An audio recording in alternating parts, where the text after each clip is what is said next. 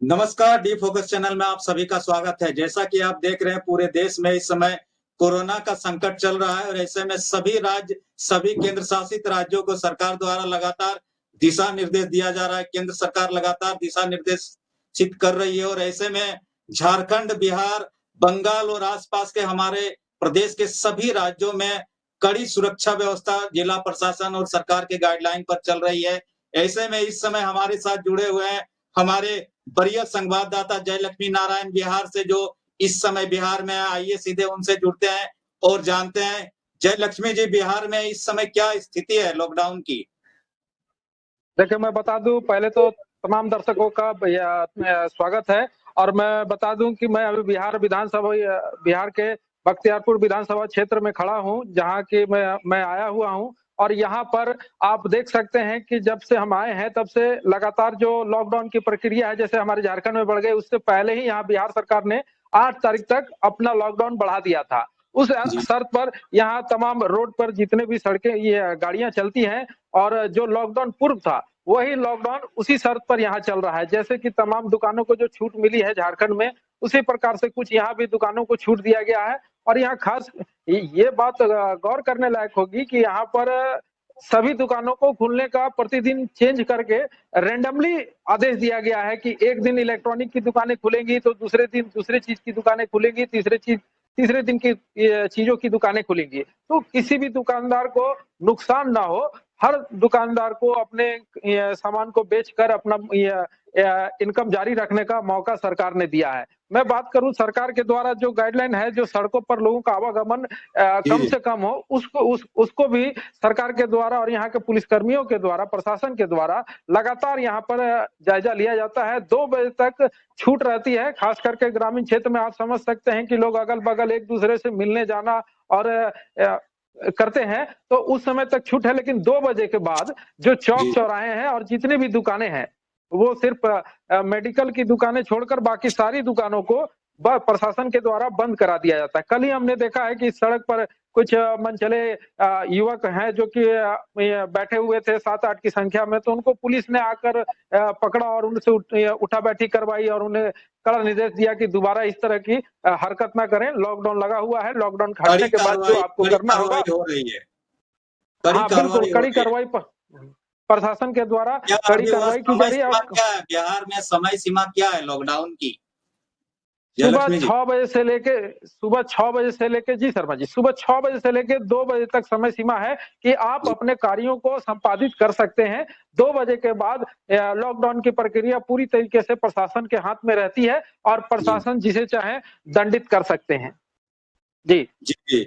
जैसा कि हमारे यहाँ झारखंड में चाहे बोकारो में बहुत सारे लोग बिहार से यहाँ बसे हुए यहाँ निवास करते हैं, तो जैसा कि आप यहाँ से बिहार गए, इस समय किन-किन कठिनाइयों का आपको सामना करना पड़ा? और कहाँ-कहाँ आपको ज़्यादा दिक्कतों का सामना करना पड़ा जयलक्ष्मी जी?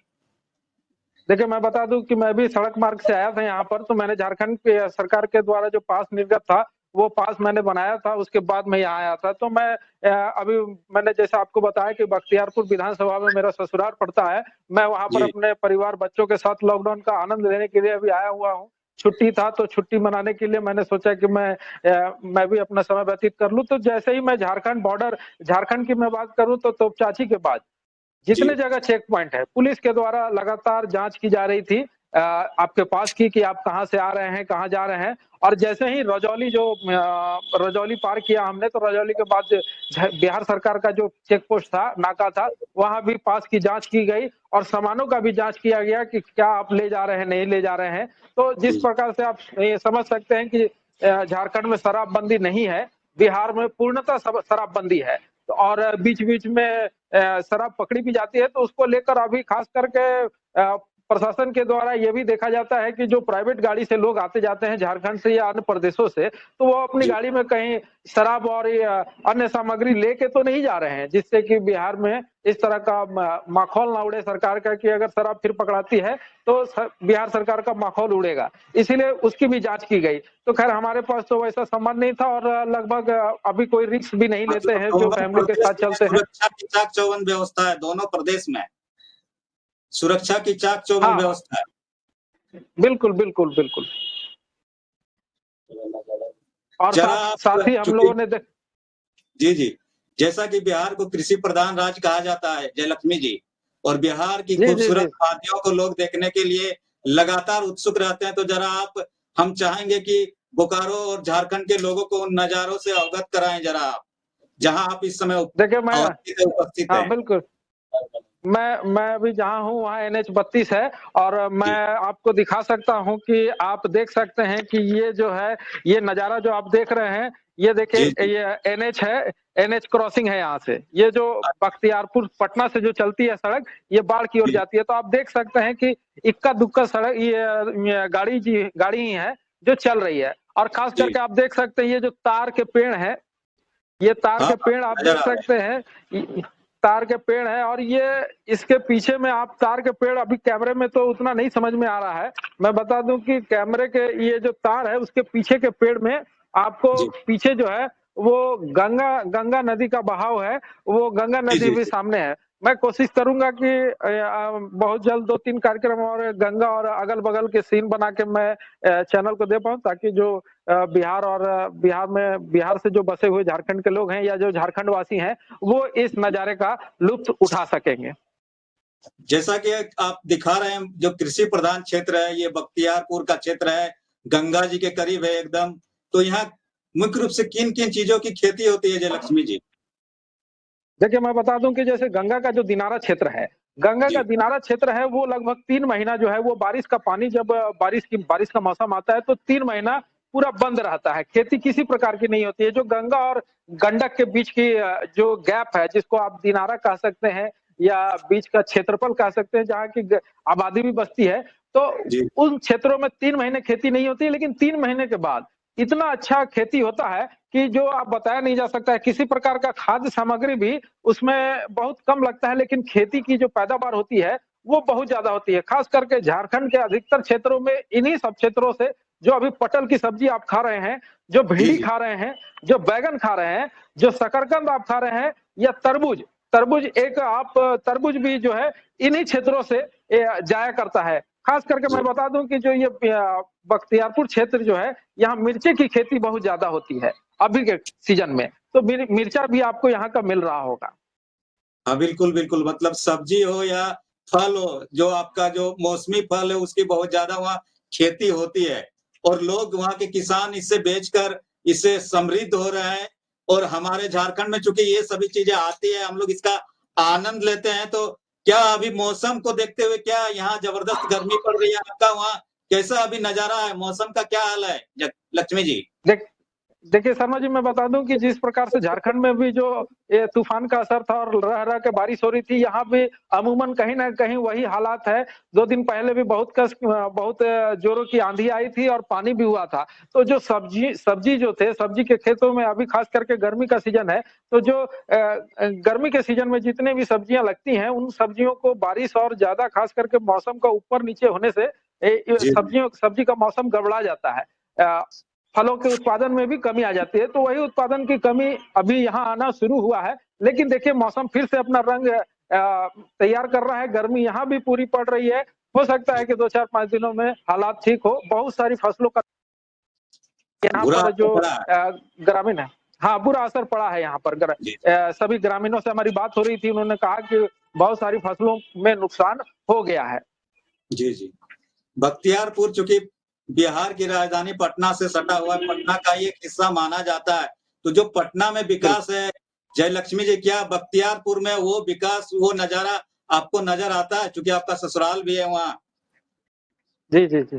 देखिए, मैं आपको बता दूँ कि पटना विधानसभा में जो संसदीय क्षेत्र है, उसी क्षेत्र में ये बख्तियारपुर भी आता है। तो यहाँ के जो सांसद हैं, उनका हमें तो नहीं लगता जो हमारी नज़र से है कि जो इस क्षेत्र में जो विकास होना चाहिए था, जो माननीय यहाँ के ये सांसद हैं, वो अभी केंद्रीय मंत्री भी हैं, उनके द्वारा जो इस क्षेत्र को ध्यान देना चाहिए था, वो इस क्षेत्र में हमें तो नहीं लगता है कि सांसद के द्वारा इस क्षेत्र में ध्यान दिया गया है क्योंकि और मुझे जैसा बताया गया था यहाँ के लोगों के द्वारा कि इस क्षेत्र से माननीय विधायक को बहुत ज़्यादा संख्या में वोट यहाँ से मिला था और उसके बाद भी इस सब जो सटा हुआ क्षेत्र है, आप यहाँ के जी, जी। बाद मात्र 40 किलोमीटर के बाद पटना है। जी, क्षेत्र NH है, तो जो सांसद को देखना चाहिए था यहाँ पे, खास करके ग्रामीण सड़कें जो हैं, बहुत क्षेत्रों में ग्रामीण सड़कों का विकास ना के बराबर है। और जो सरकारी आवास जो होते हैं, जो उन आवासों की भी संख्या नगण्य दिखती है। चापाकल की जो संख्या है वो भी बहुत कम दिखती है।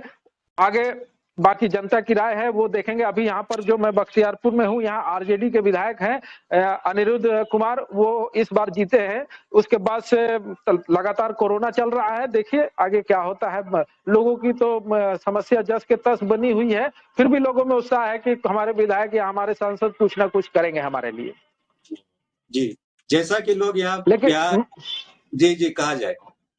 मैं एक और मौलिक चीज बता देना चाहूंगा कि जो भारत सरकार के ये जो गरीबों के बीच जो अन्न का वितरण होता है, वो यहाँ पर लगातार 2 सालों से बंद है। एकदम लगातार नहीं लगातार चल रहा है, जिससे कि ग्रामीण इस मामले में खुश हैं कि सड़क बने ना बने, विकास हो ना हो, लेकिन मोदी जी ने जो ये हर घर अन्न का जो नारा जो दिया है और वो हमें प्राप्त हो रहा है, उससे हम जी तो सकते हैं, जीने के बाद बचेंगे तो विकास का रास्ता और भी देख सकते हैं। जैसा कि बोकारो से लगातार लोग बिहार जाते हैं, अलग-अलग उसके जिलों में जाते हैं। आप अभी जा चुके हैं, तो अगर कोई अभी मान लीजिए बोकारो से या झारखंड के किसी भी जिले से लोग जाना चाहेंगे, तो उन्हें क्या तैयारी करके जाना होगा ताकि जिला प्रशासन और सरकार के गाइडलाइन का लोग पालन कर सके? जयलक्ष्मी जी। देखिए, मैं बता दूं कि तमाम दर्शक जो हमारे देख रहे हैं, जो बिहार झारखंड से बिहार आना चाह रहे हैं या बिहार से झारखंड जाना चाह रहे हैं, तो उन्हें जो भारत स्वास्थ्य विभाग के द्वारा जो गाइडलाइन है कि आपको सैनिटाइज और साथ में मास्क का उपयोग करना है और गाड़ी में ज्यादा से ज्यादा भीड़ भरने की कोशिश ना करें। एक अगर 4 व्हीलर से आप जा रहे हैं तो 4, 5, 6 की संख्या से ज्यादा की संख्या ना करें, ताकि कंजेस्टेड ना हो। और जहां-जहां पुलिस का जो चेकिंग पड़ता है, उस चेकिंग में आप अपना पास लगा के रखें। कोशिश करें कि अगर आप 4 व्हीलर से जा रहे हैं तो अपना जो पास है वो मिरर में साट दें, ताकि पुलिसकर्मी ना आपसे शीशा खोल के बात कर सके और ना ज्यादा आपको डिस्टर्ब कर सके। और आप भी किसी के संपर्क में ना जाए, अपने गंतव्य से अपने गंतव्य तक पहुंचे और सुरक्षित पहुंचे और लोगों को भी सुरक्षित रखें। जी, बहुत-बहुत आपका धन्यवाद। आपने बिहार की खूबसूरत वादियों का हमें दीदार कराया, बोकारो स्टील सिटी के लोगों को दीदार कराया। आपका बहुत-बहुत धन्यवाद। डी फोकस इसी तरह लगातार आपको झारखंड, बिहार की खूबसूरत वादियों का, नज़ारों का आपको दीदार कराता रहा है और यहाँ के जो जन समस्या है, जन मुद्दों को लेकर भी लगातार हम आपको उसका निदान और उसके बारे में लोगों की राय बताते रहे हैं। आगे भी डी फोकस आपको इसी तरह बिहार, झारखंड के जो वर्तमान ज्वलंत मुद्दे हैं, उससे लेकर या जो सामाजिक राजनीतिक परिदृश्य है, उससे लेकर अवगत कराने का काम करता रहेगा।